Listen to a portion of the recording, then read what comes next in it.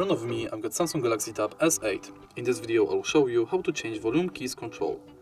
In the beginning, let's enter settings.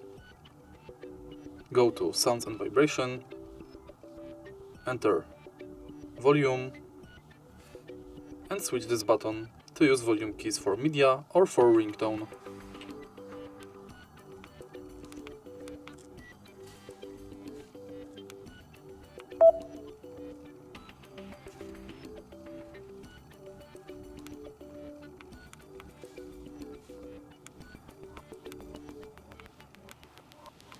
If you find this video helpful, please click like, comment and subscribe.